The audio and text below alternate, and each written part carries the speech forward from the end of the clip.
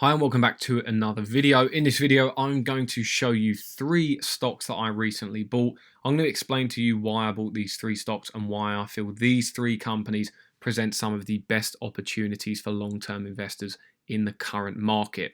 And I'm going to try and make this video brief if I can, or as brief as I can, but we will cover my thesis on these investments and then look at why they present good value currently and what my plans are for holding or buying more of these stocks in the future.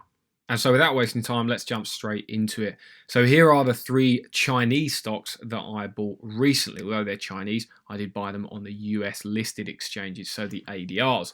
You will see the common theme here, of course, is China, but also technology. All 3 of these stocks have been covered on this channel previously, and I've done analysis and valuations on each of these stocks. So you can check that out if you want to know more information. But Alibaba, as you will probably know, is a position that I already have and a stock that I already own. But I increased my position by around 15% as of yesterday. And Alibaba was my largest stock holding before this and is now my largest by even more. We'll get into why in a moment. The other 2, BIDU and JD, are new positions, of course, and to start with, they currently make up around 2% of my portfolio. Now, I know that looks small, but I have plans for both of these stocks to make up a larger chunk of exposure in my portfolio going into the future. So I will talk about these stocks individually later in some detail, but I want to give a summary thesis here for all 3 because there is a packaged opportunity here.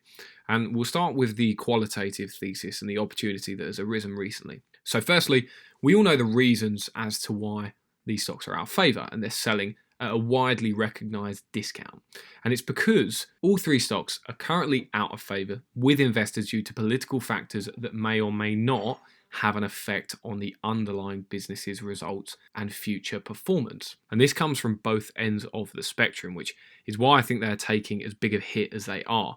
There's been a combination of regulatory scrutiny in China and the US in respect of the Chinese tech names. And on the US side, it's fears of a delisting, which I feel is very unlikely for these 3 big names and actually wouldn't be the worst thing to happen in the world. It wouldn't be like you lose all your money. And on the China side, it's fears of punishment and regulation for anti-competitive behaviors that a few companies have exercised over the past few years. In this case, it's likely, and with Alibaba, it has actually happened, that the Chinese government will intervene and fine the company for anti-competitive behaviors or strategies. But if we take Alibaba as an example, they were fined $2.8 billion US dollars, which I know sounds like a lot of money, and it is a lot of money, but to them, it's almost like getting a parking ticket.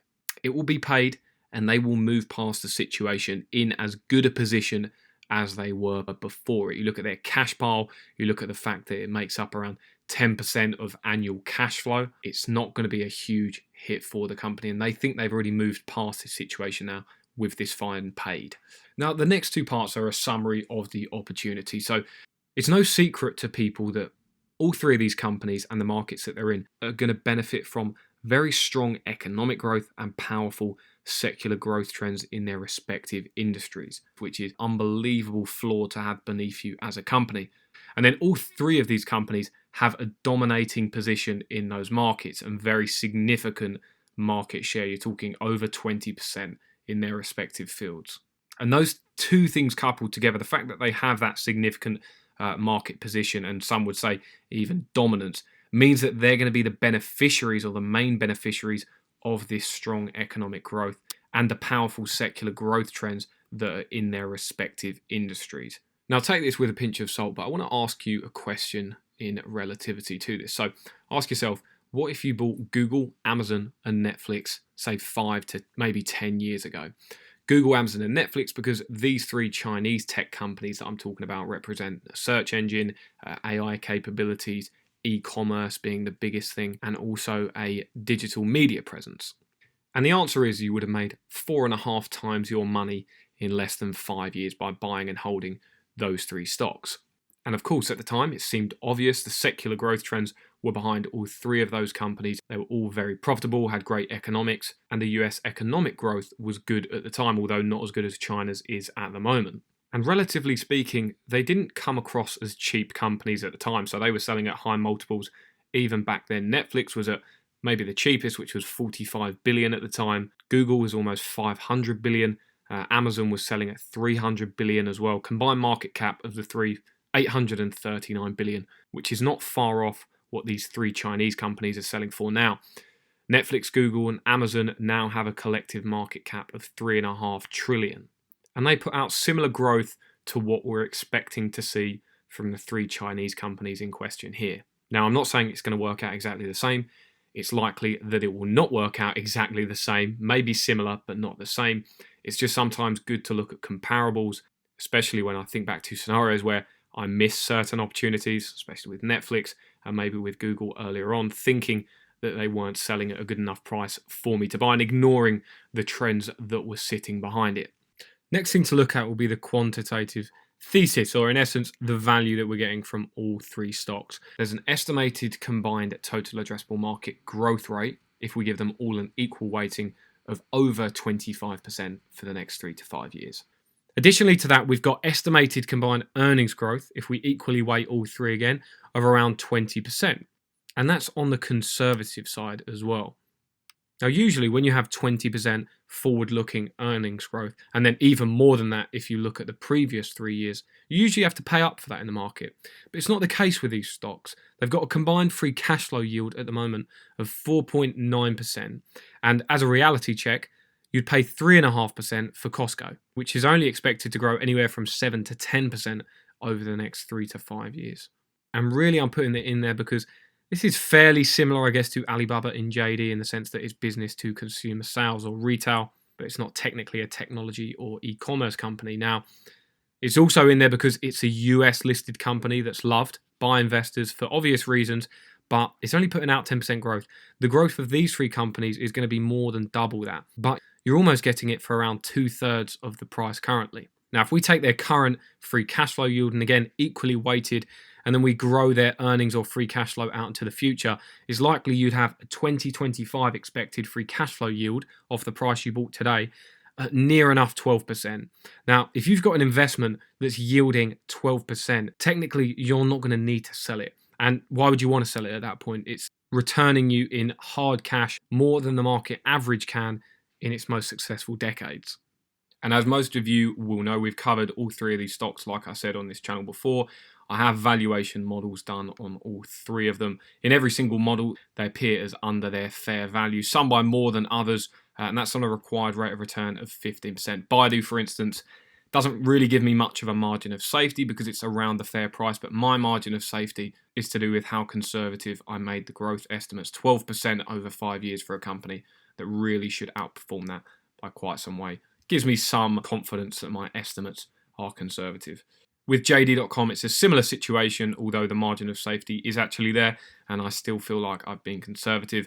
Baba, another case where it's just very much undervalued based off of the assumptions I have. And if you want access to these three valuation models and many others, then you can get it on the Patreon and on the Discord. So I will leave a link in the description for anyone who's interested in picking these up and some other benefits as well. But as you would expect, these three valuation models that I did and shared with you were a big factor in my decision to buy all three of these companies. Okay, and lastly, I just want to talk about my plans for holding these three companies and buying more. I get asked quite a lot in the comments and also on the Discord before. What's your process of trying to hold companies, or when do you try and sell? In an ideal world, I never want to sell these companies or never want to sell these stocks. These are companies that should have predictable growth going into the future for a very long time. So if I have to sell them, then realistically, I'm admitting my own mistake from buying them in the first place. So ideally, we want to buy companies that have really long runways for growth, or at least sustainable cash flows, so that we're not having to sell them and they're not going to start declining anytime soon. So let's start with the new positions, right? So obviously I started small. Their entry points more than anything, only making up less than 2% of the portfolio each. And this incentivizes me to learn more about each business and understand the business's likely destination. And this is how I usually like to build up positions over time. Not always.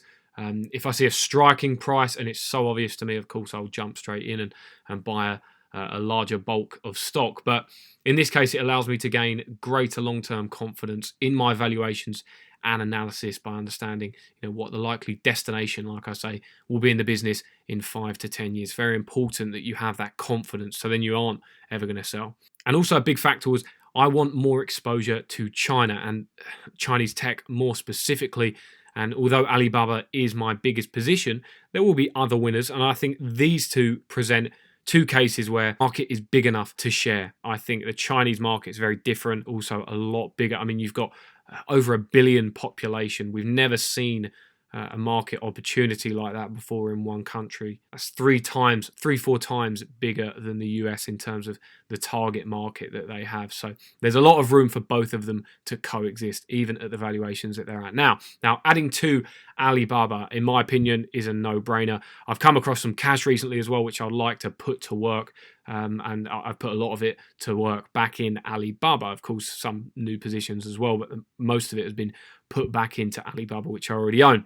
And of course, when you have value investors like Charlie Munger and some other funds as well that are value orientated, picking up a high growth tech company like Alibaba, it's usually a good sign that the stocks got cheap. And I've seen political and regulatory concerns drag stocks down before. In hindsight, it is short-lived and seemed like the perfect opportunity to actually buy at a discount when you look back at it. Now, that's not every time though, so don't take my word for it. There still is some risk, like I've always reiterated, but in hindsight, it's always a period that you look back on and go, we should have picked some up back then. Now, there isn't a business with that amount of predictable growth, not just growth potential, but in my mind, predictable growth.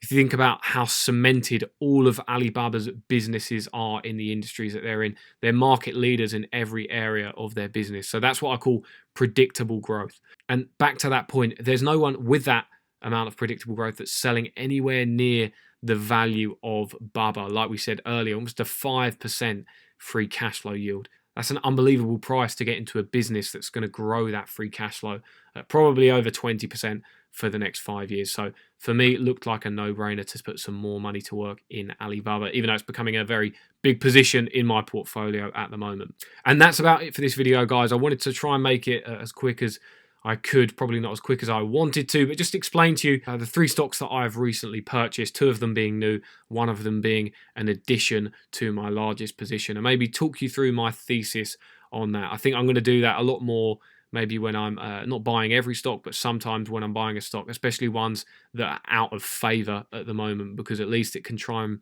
provide a bit more clarity to the situation. And let me know what you think of these 3 stocks in the comments below. Do you own any of these 3? Do you disagree with me? I'd welcome feedback on that as well. And if you enjoyed the video, leave a like, subscribe to the channel if you haven't already. I will see you all in the next video. Good luck with all of your investments.